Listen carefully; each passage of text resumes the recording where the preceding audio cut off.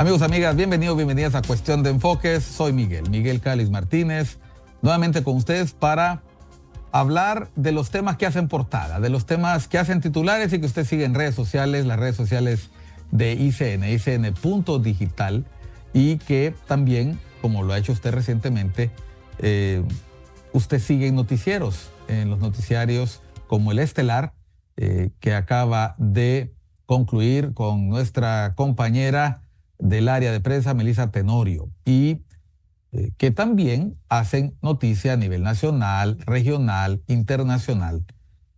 Sobre estos temas hay distintas perspectivas, distintos puntos de vista, distintas opiniones, distintos enfoques, de ahí el nombre del programa.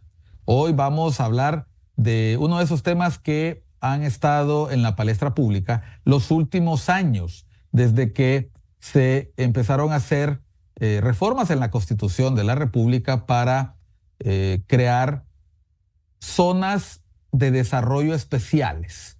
Tuvieron distinto nombre, fueron cambiando de denominación, tuvimos decisiones jurisdiccionales sobre ellas en los últimos años, hasta que finalmente en el año 2012 se concretó una reforma constitucional que contó con la mayoría calificada que requiere la Constitución de la República y creó las zonas especiales de desarrollo, conocidas coloquialmente como ZEDES por el acrónimo, Zona Especial de Desarrollo Económico, ZEDES.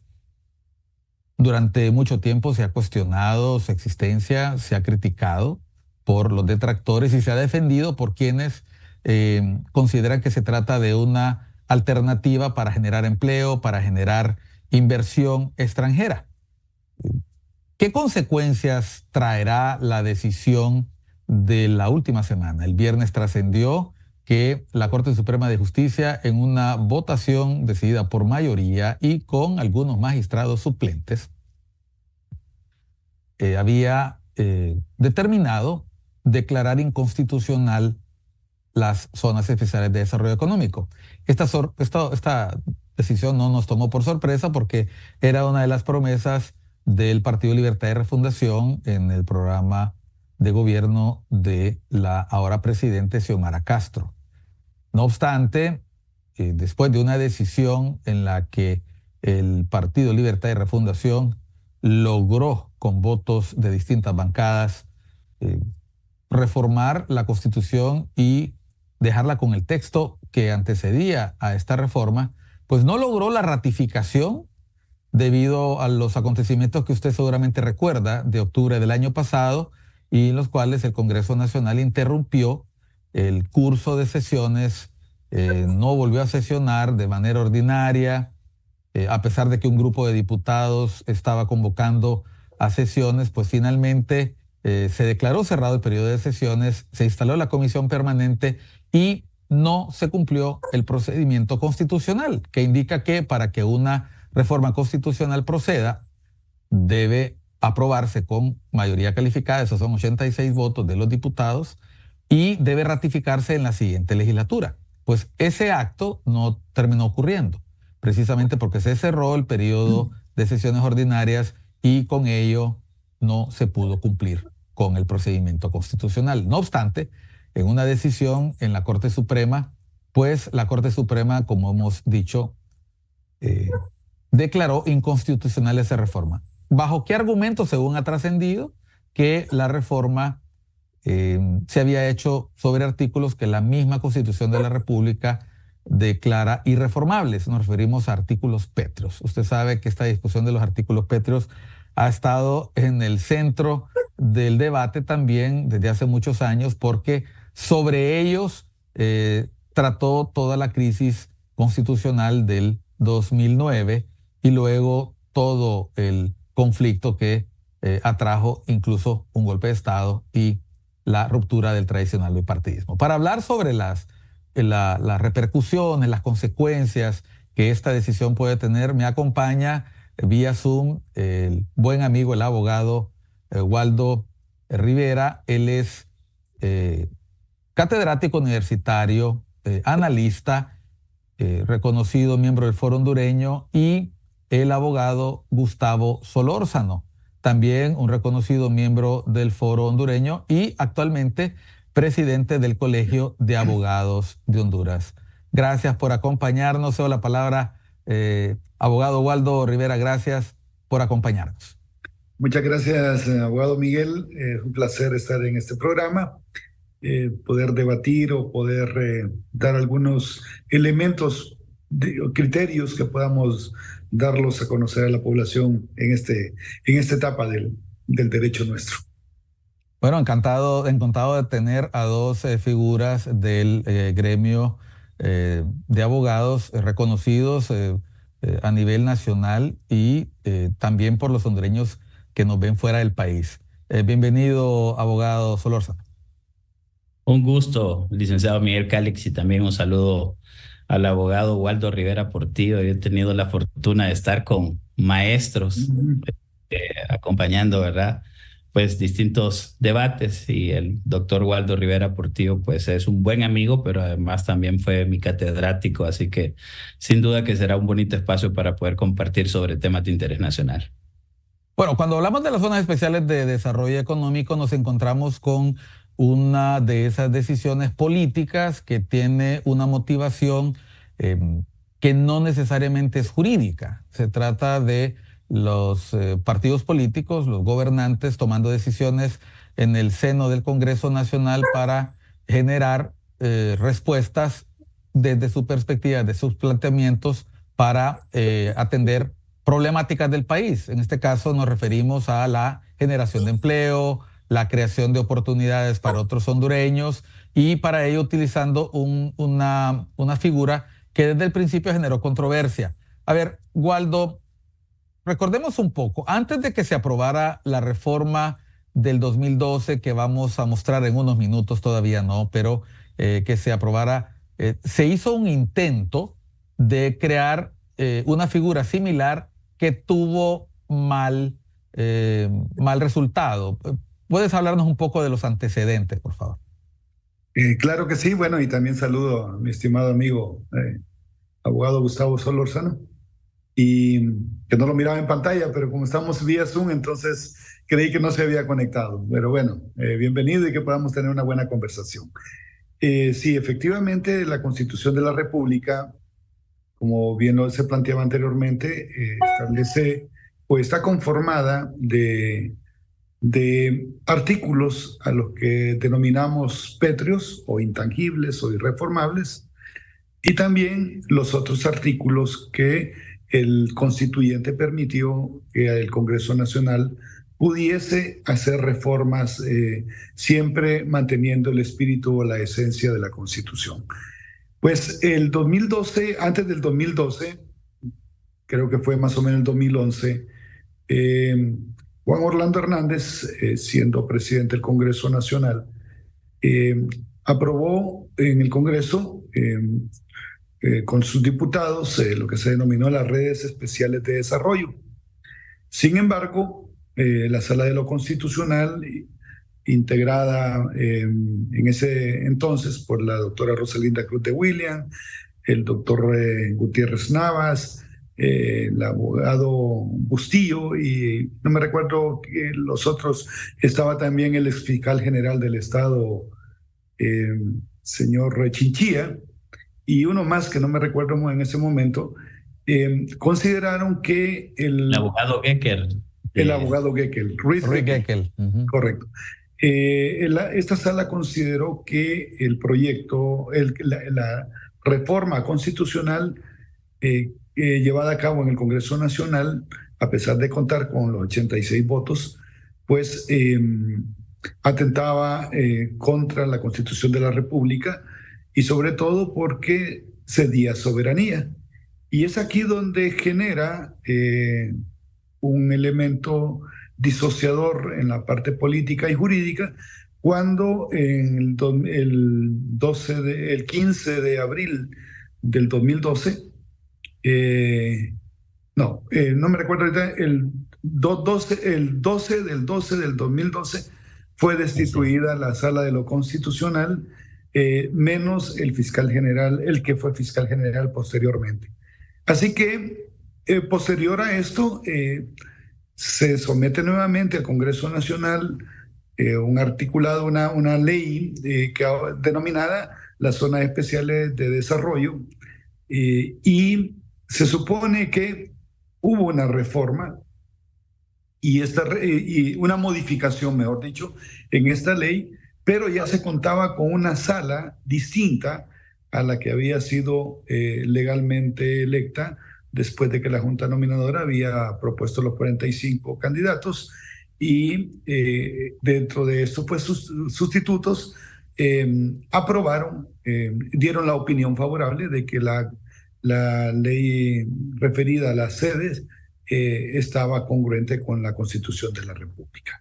Esto en ese momento generó algunos elementos jurídicos, algunos análisis, pero no fue ahí cuando comienza una fuerte oposición, sino creo, si mal no recuerdo, más o menos 2019-2020, cuando se empiezan a instalar las zonas especiales de desarrollo y se revisa que la conformación de las mismas lleva elementos inclusive de aplicar justicia dentro de sus propios mecanismos, como también se le otorgaba la facultad de expropiar tierras, y además de eso se le permitía dentro de ese campus del territorio que correspondía a la sede, también se le permitía utilizar el sistema anglosajón como medio para resolver los conflictos jurídicos que se dieran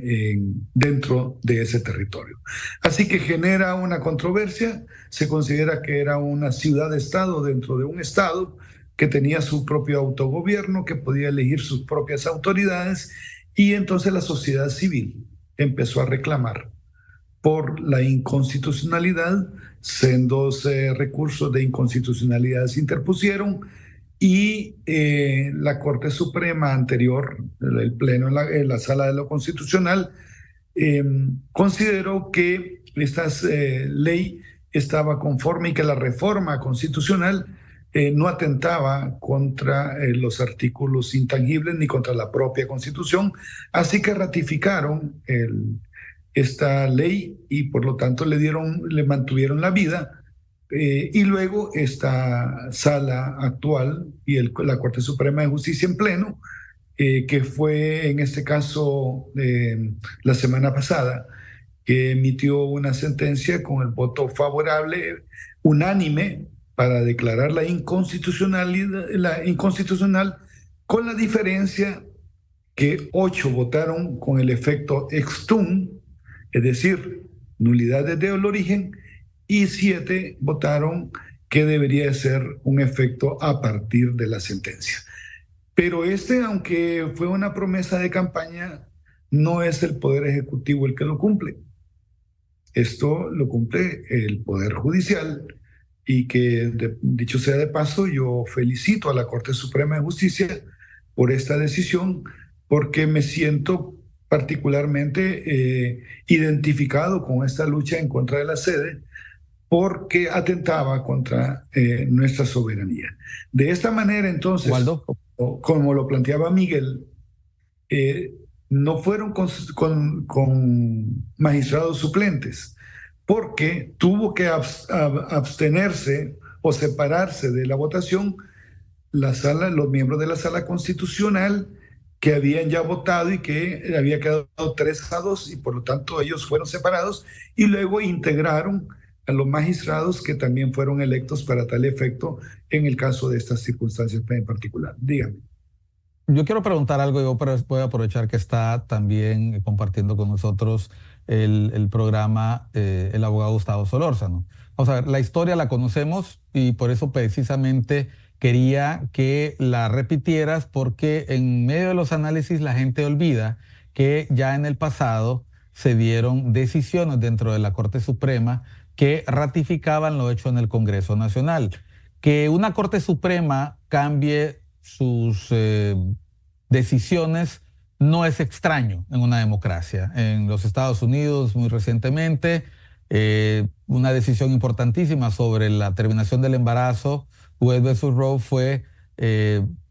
se dio un fallo diferente al que había ocurrido en los 70s, porque la composición de la Suprema Corte de ese país estaba integrado por personas que no estaban de acuerdo con esa decisión. La decisión se vuelve a someter y se cambia una decisión que había sido histórica en su momento y que había acompañado a los norteamericanos por prácticamente 50 años. Es decir, que los órganos judiciales jueguen un rol más allá de lo jurídico y asuman posturas que tienen que ver con posiciones jurídico-políticas, eso no es extraño en una democracia. Ahora, Gustavo, la decisión de retrotraer la nulidad de los efectos de la reforma al origen, ¿cuáles son las consecuencias que puede tener? Porque voy a poner un poquito de sal en la herida. Cuando en el año 2008, creo que fue 2008, 2009, la Sala de lo Constitucional declaró inconstitucional la reforma, o fue la Corte Suprema al final, la reforma que posibilita la creación de la figura de la vicepresidencia después de un recurso de inconstitucionalidad interpuesto por el entonces presidente del Congreso Nacional, Roberto Micheletti, para que se le permitiera participar como candidato. Cuando se emitió ese fallo, no se anuló la elección presidencial del 2005.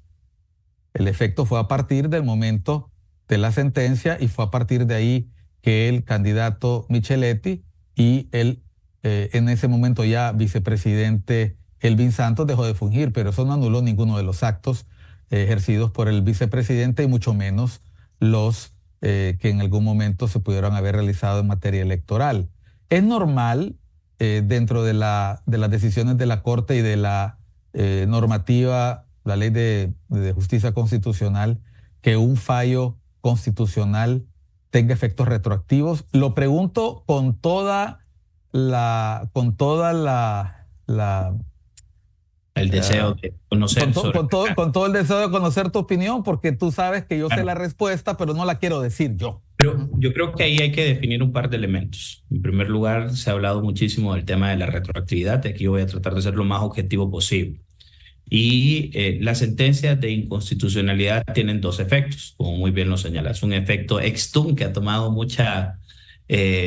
se ha conocido muchísimo sobre este vocablo en latín, ¿verdad? Ex tunc, que significa desde siempre, desde el origen, o el ex nunc, que es a partir de ahora. Dentro, por lo menos lo que yo he estudiado y he estado investigando en estos fines de semana, no conozco otro fallo en donde la Corte Suprema de Justicia haya emitido alguna sentencia con un efecto ex tunc. Siempre se ha hecho a partir de ahora, es decir, un efecto ex nunc.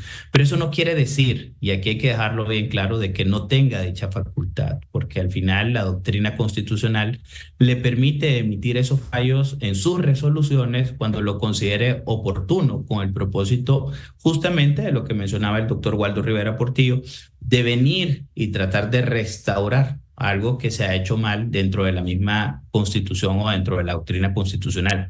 Y aquí pues la Corte debatió, todos concluyeron también, hasta donde yo tengo conocimiento, de que efectivamente existían los vicios de inconstitucionalidad sobre las zonas de empleo y desarrollo económico, pero su gran debate fue en uno de los aspectos sobre a partir de cuándo. Y algo que se ha debatido también bastante es ese tema de la retroactividad.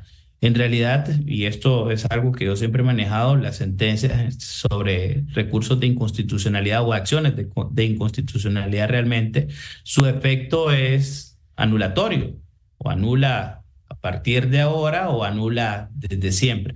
¿Qué es lo que ocurre en este caso? Bueno, se anuló desde siempre, desde el origen, y aquí es donde entramos entonces ante esa situación de debate. ¿Qué es lo que va a pasar con todas aquellas solicitudes que se presentaron y que fueron declaradas en su momento como zonas de empleo y desarrollo económico y que ya están operando en el país y que eran inversiones establecidas? Y que conste, si tú, Miguel, y el abogado Waldo Rivera en el 2021 leyeron una opinión que emitimos desde el Consejo Hondureño de la Empresa Privada, en aquel momento nosotros cuestionábamos algo, que era la misma reforma al artículo 294, cuando se mencionaba de que las zonas de empleo y de desarrollo económico tenían que ser autorizadas ¿por quién? Por el Congreso Nacional de la República. Y posteriormente en el artículo 329 y en la ley orgánica se dejó una excepción. Vea, las mismas contradicciones dentro de estos artículos que crean esta normativa.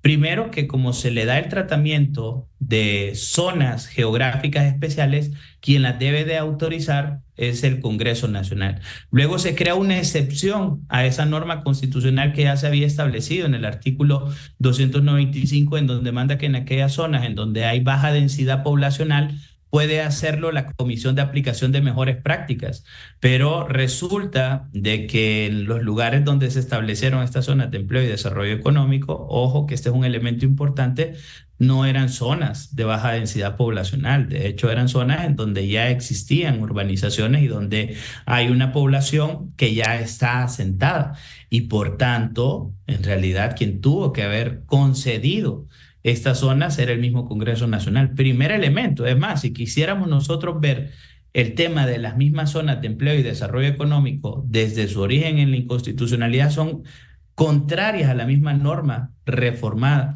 Sin embargo, desde siempre presentó algunos vicios de inconstitucionalidad y yo creo que el haber hecho una remembranza de lo que había ocurrido en el año 2012 relacionado con lo que eran las redes, que eran las regiones especiales de desarrollo, es una muy buena historia, porque esto tuvo consecuencias graves y consecuencias graves para lo que hoy estamos viviendo como institucionalidad de justicia en nuestro país, porque se destituyeron 4 magistrados.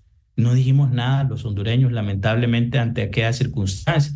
Y si lo dijimos, no fue con la voz suficiente o tan clara para que esto no volviese a ocurrir. Y posterior a eso, lo que se hizo por esa misma Corte Suprema de Justicia, incluso lo recordará el doctor Waldo Rivera también, es conocer sobre esta misma Corte Suprema, conoce sobre recursos de inconstitucionalidad, en donde en 3 ocasiones conocen sobre el mismo asunto y declaran de que las sedes están apegadas a la Constitución de la República, que son conformes y que no violentan artículos constitucionales. Se continuó con este tema y este tema vuelve otra vez a tomar auge en el año 2021 con una reforma que se hizo en el mes de abril, mayo, porque eso fue lo que motivó nuevamente a traer este tema relacionado con un aspecto de naturaleza fiscal, en donde se estaba eliminando prácticamente el pago del 15% del impuesto sobre venta, si no me equivoco, a lo que son las zonas de empleo y desarrollo económico cuando tuviesen que comprar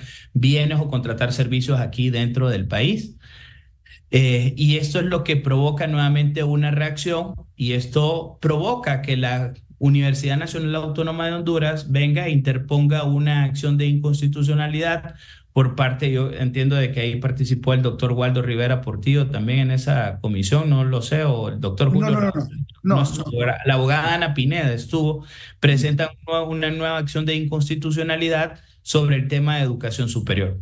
La Corte conoce que yo soy de la opinión de que la Corte hay otras acciones de inconstitucionalidad, tal vez incluso con un enfoque más amplio que pudo haber conocido, pero la Corte a través de la Sala de lo Constitucional conoce de esta acción de inconstitucionalidad de la Universidad Nacional que era sobre un artículo en específico, el artículo 34, y ya cuando lo conoce, la ley orgánica de la sede ya está hasta derogada, que se deroga con el decreto 33-2022.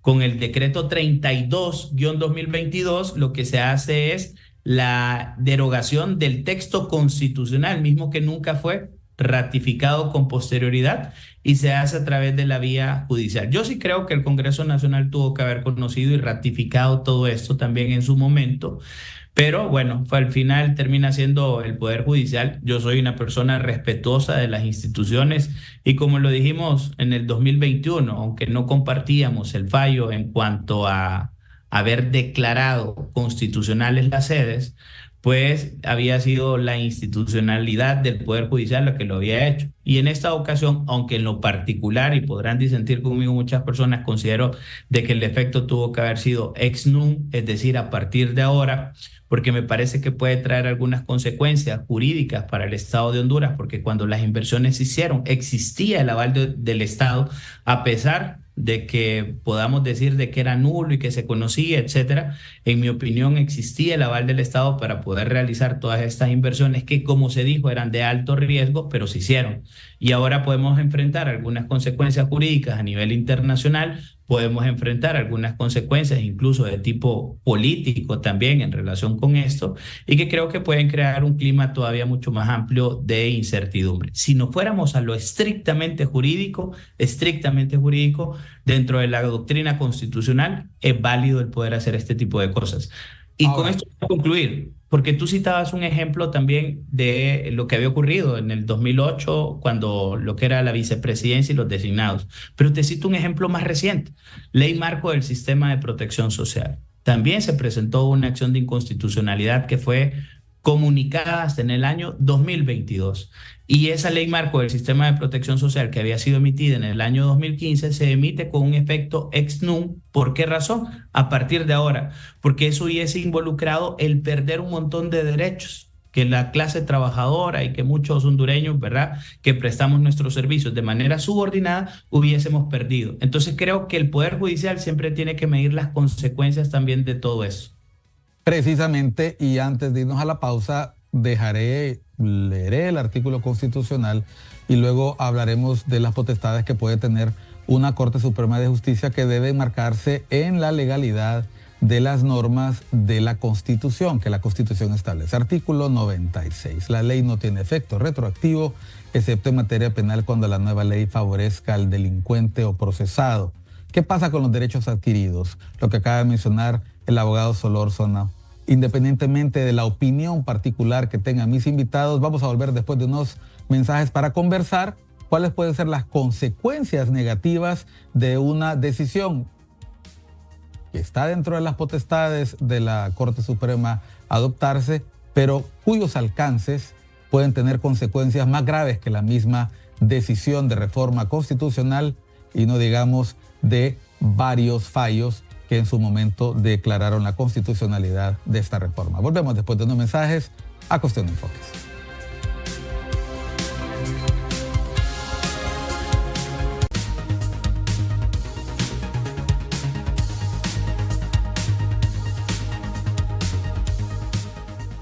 Continuamos en Cuestión de Enfoques hablando sobre las zonas especiales de desarrollo económico. ¿Cuáles son las consecuencias, los alcances de la decisión de la Corte Suprema de Justicia?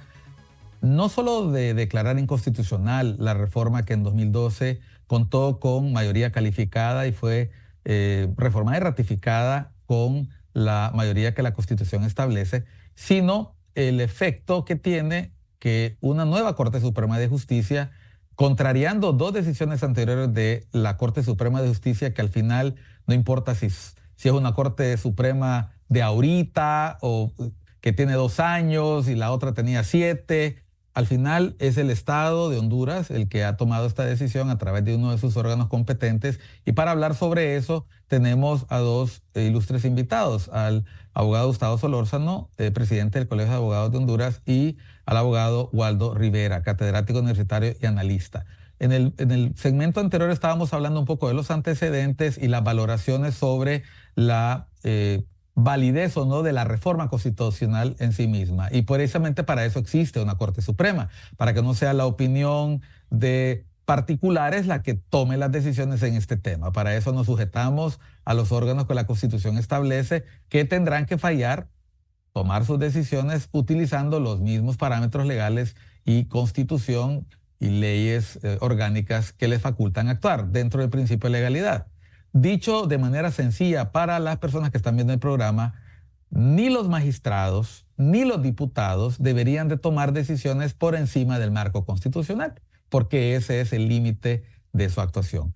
Abogado Waldo Rivera, independientemente de la decisión de si la inconstitucionalidad de la reforma se basa o no en que se trata de artículos pétreos, estamos hablando de una situación que se mantuvo sin variación durante 11 años y que en su momento fue disputada en la Sala de lo Constitucional y en la Corte Suprema de Justicia. Nadie en ningún momento ha declarado la ilegitimidad de la última Corte, por lo menos si se pudiera cuestionar tal vez la del 2012, la sustitución de la Corte Suprema, pero después de esta Corte hubo otra que tomó decisiones respecto de este tema.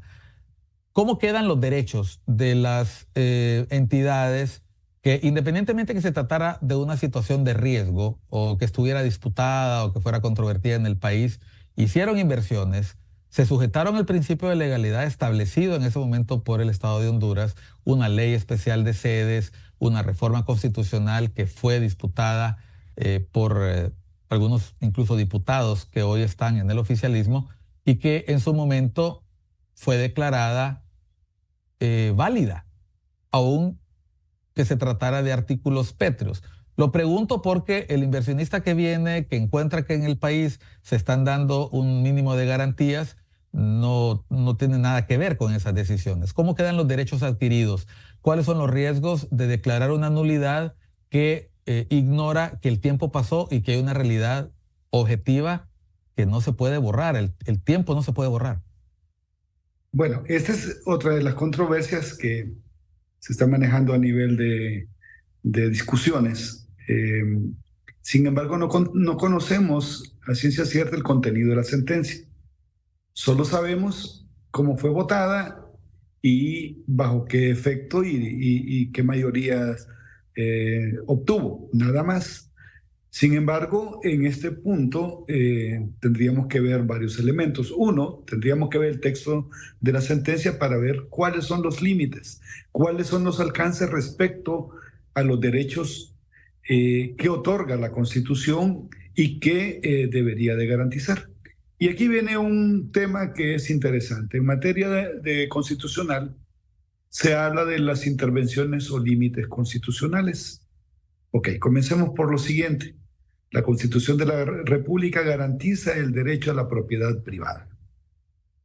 Así que esta sentencia no da lugar a la expropiación, como lo ha mencionado el abogado de las sedes, que dice que ha sido expropiado. En realidad, tenemos un derecho fundamental o un derecho constitucional que reconoce el derecho a la propiedad privada y que solamente por un caso específico y con justo y precio se puede expropiar un bien, con causa justificada. Entonces, aquí donde vemos, ok, tenemos arriba en la cúspide ese derecho privado, el derecho a la propiedad privada. Tenemos una sentencia que se retrotrae al origen que dio la reforma. Sin embargo, también tenemos que hacer otra comparación. Aquí no estamos hablando de la inconstitucionalidad de una ley secundaria. Estamos hablando de la inconstitucionalidad de una reforma constitucional. Y entonces muchos eruditos y abogados han hablado de que no podía dársele el efecto anulatorio porque ya la Constitución de la República dice que la sentencia de inconstitucionalidad derogará la ley, pero se refiere a la ley secundaria. Y el otro punto es el siguiente. El artículo 375 es un mandamiento imperativo que dice que cualquier persona, investida o no de autoridad, contribuirá a su pleno restablecimiento. Y cuando hablamos de restablecer y lo buscamos en un diccionario, por ejemplo el de la RAE, nos damos cuenta que restablecer significa volver al estado en que se encontraba. Por lo tanto, la Sala de lo Constitucional y en este caso la Corte, el Pleno, lo que hizo fue restablecer la Constitución a su articulado original, eliminando, sustrayendo el tumor, por decirlo de una manera, para dejar limpio la Constitución de la República. Entonces, volviendo a la pregunta, ¿qué efectos respecto a los derechos adquiridos? La pregunta es, ¿cuáles derechos adquiridos? El derecho de propiedad lo tienen. ¿Qué fue en realidad, por lo que yo veo hasta ahorita, porque no he leído la sentencia, el principal efecto es restablecer la vigencia de la Constitución y restablecer con ello la soberanía y el ejercicio de la misma en todo el territorio nacional.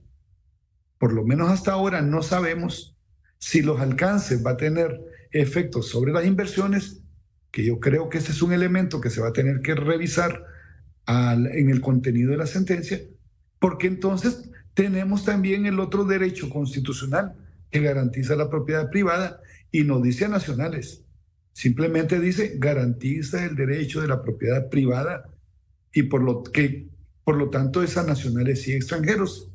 Entonces, creo que ha habido una discusión sobre un tema que no se conoce cuáles van a ser estos otros alcances, pero tenemos que colocar que hay un derecho constitucional a la propiedad privada, hay un derecho y una obligación del 375 de restablecer la Constitución a su estado original, pero no quiere decir con ello que se va a expropiar o que procede la expropiación de los derechos económicos o el derecho a la tierra, el derecho a la propiedad, el derecho a los bienes que tienen estas empresas. Gustavo, habría que entrar en detalles y obviamente no tenemos aquí en ningún momento a ningún representante de ninguna de las zonas especiales de desarrollo para hablar. Estamos hablando, como bien dice el abogado Waldo Rivera, sin el texto de la sentencia, lo cual me parece a mí lamentable, habida cuenta que se trata de un documento que ya debería estar circulando abiertamente. Se trata de una decisión con consecuencias. Hasta ahora solamente se especula cuáles podrían ser las consecuencias. Solo conocemos la resolución, ¿no? Solo sabemos la resolución, como cuando se dice alguien ganó el partido, pero no sabemos los detalles del acta arbitral, por decirlo así, ¿no? O sea, y el punto es que una decisión tan importante que se tomó el tiempo la Corte Suprema de preparar con cuidado, debería estar por lo menos ya puesta y dada a conocer al público. Pregunta con respecto a lo que menciona el abogado Waldo Rivera. El debate y la discusión sobre los derechos adquiridos que sientan los afectados que se les han vulnerado, pues es un tema que se vendrá a conocer en el momento que el Estado de Honduras empiece a enfrentar demandas internacionales por lo que haya precisamente esperado o lograr la inversión que se hizo en el país aprovechando un marco que en ese momento tenía la constitucionalidad y la legalidad requeridas. No le corresponde a ningún inversionista saber si en el país se están o no se están haciendo bien las cosas. En todo caso, conoce de una propuesta para inversión e invierte. Y aquí estoy tratando de marcar distancia independientemente de la posición que yo tenga respecto del tema. Ahora bien, la calidad de las decisiones de la Corte Suprema, a eso me quiero referir. Nosotros sabemos que en el caso de la sentencia que habilita con la reelección del presidente Hernández, la Corte se apartó totalmente de su tradicional forma de adoptar sentencias, estableciendo que los tratados se encuentran por debajo de la Constitución, los puso por encima de la Constitución para ese fallo y luego 1 semana, 2 semanas después estaba fallando como tradicionalmente lo hacía. Que en esta oportunidad la Corte Suprema falle con efectos anulatorios desde el momento de la reforma, cuando normalmente lo hace a partir del efecto de la sentencia, para no entrar a hablar de latinajos, ¿hasta qué punto nos revela la debilidad de nuestras decisiones judiciales, que no dan certeza y que es precisamente la seguridad jurídica de la que tanto se critica al Poder Judicial, al Estado de Honduras en materia de inversiones y de la que se han hecho eco en algún momento el sector privado y otros inversionistas? Yo quiero ser muy responsable con lo que voy a decir. Y al final, pues, como te expresaba, vamos a respetar la institucionalidad del Poder Judicial. Y nuestra institucionalidad está constituida por 15 magistrados de una Corte Suprema de Justicia, en donde las decisiones se toman por mayoría. Vamos a respetar, pues, el fallo, aunque podamos disentir tal vez con la manera o con el contenido que pueda llegar a contener una sentencia que en este momento desconocemos todavía. Pero sí creo, y no hablo de este Poder Judicial, hablo de los poderes judiciales anteriores, en donde lamentablemente, con el mal precedente del año 2012, como muy bien lo señalaba el abogado Waldo Rivera, en donde no olvidamos esa fecha, porque era el 12 del 12 del 12 en donde se dio esta destitución de 4 magistrados, que ya ha citado el abogado también Rivera Portillo.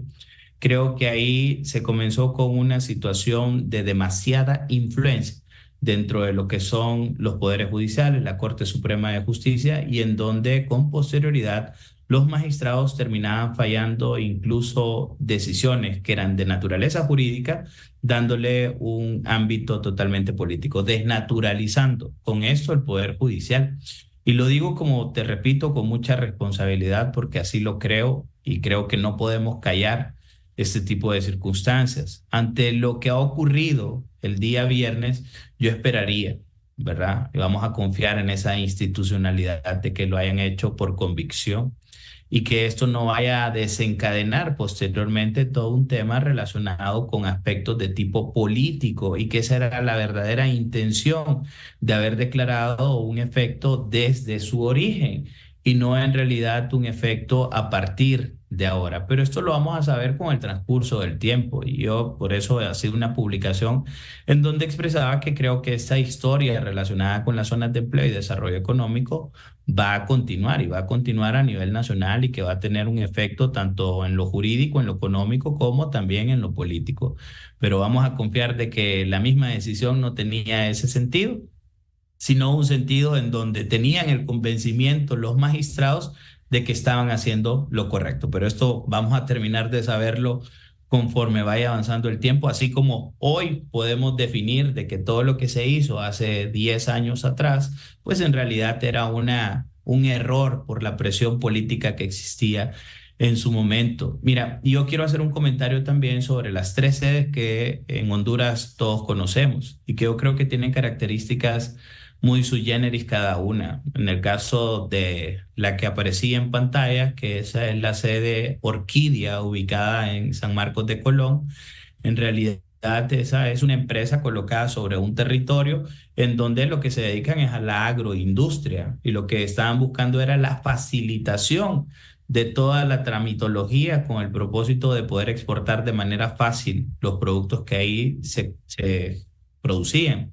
Y en el caso de la de Choloma, conocida también como la sede de Morazán, me tocó en su momento reunirme con los representantes de ellos, y ellos tenían toda la voluntad de cambiar de régimen, tratando de encontrar también algunas salidas, salirse del modelo de la sede. Sin embargo, no les fue escuchada la solicitud. Yo creo que también aquí hemos pecado de que nos hemos cerrado a cualquier posibilidad, y eso no es bueno en un Estado de Derecho.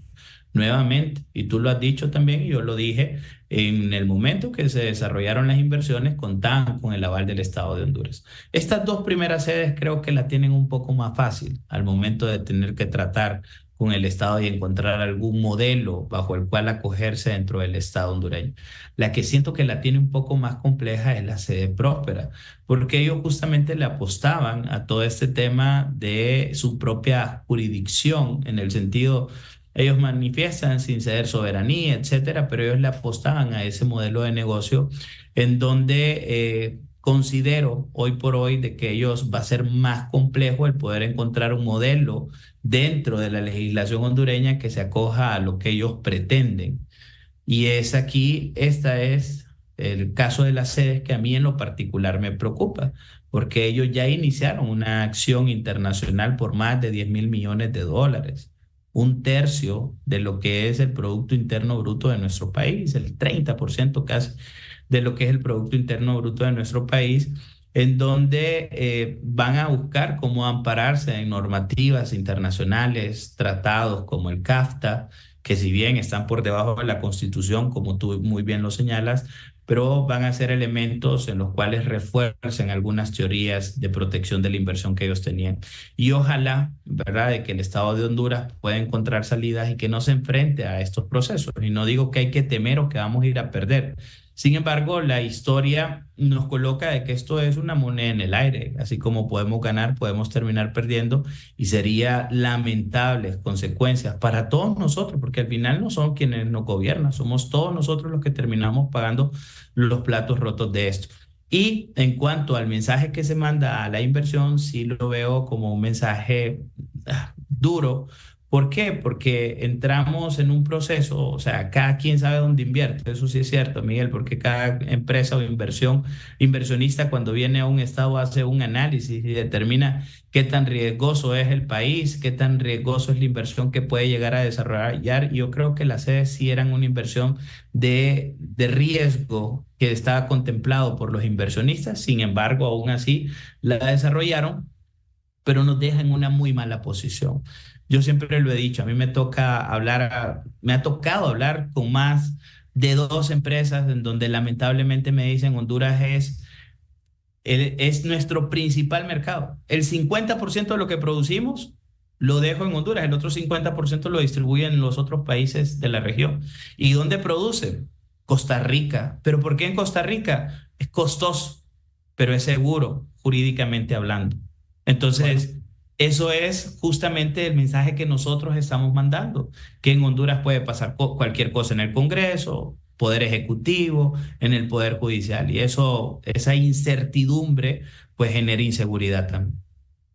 Bueno, hablemos en el último segmento, que será corto básicamente para conclusiones y para buscar algunas propuestas que sirvan a nuestro público para mejor orientarse sobre qué es lo que le espera al Estado de Honduras. Amenazas de demandas, posibles soluciones, crisis política por amenazas de procesos judiciales o denuncias por delitos de traición a la patria. De eso vamos a hablar en el último segmento en Cuestión de Enfoques con nuestros invitados de hoy, los abogados Gustavo Solórzano y Waldo Rivera Portillo, acá en Cuestión de Enfoques por ICN, una nueva conciencia. Ya volvemos.